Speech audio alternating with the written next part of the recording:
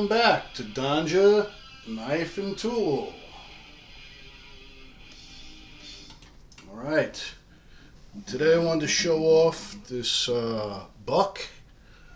This is the buck HiLine. I think it's the 263. This is not an American made buck, as you can tell by the box. It is made in China. Edge of a Legend. All right, it says HiLine right there. Let's get rid of that box, get that out of here. This is obviously a flipper. This is a frame lock. Okay, this is a, you guys know I like my cleaver blade, so this is a D2 stone washed. Okay, with the jimping on top, you know I love that as well. Aluminum handles with G10. Alright, G10 in the middle there. You got this copper colored hardware with the copper colored backspacer there. This is just a handsome knife. And the action is superb. Absolutely fantastic. I love this old school looking cleaver style blade shape it has right there. Okay, for reference, let's pull out our good to go, the old Ozark Trail. Now, what I want to do going forward here is swap out the reference knife, which is the Ozark Trail, for the same exact knife, the Ozark Trail. I just feel that with the lanyard on this, it's giving you a different size, reference, or look, and maybe the orange is getting a little bit obnoxious at this point. And as goofy as the lanyard does look,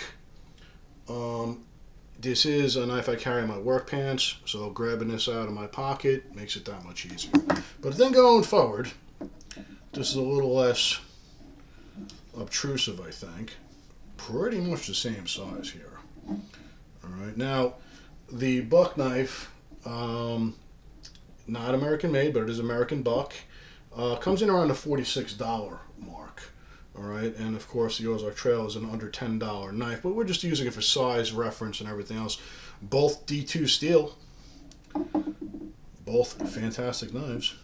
Now, with the Ozark, this is not an Ozark Trail video, but I want you guys to do something. I was flipping this open the other night, back and forth like a maniac, and the actual pivot screw fell out.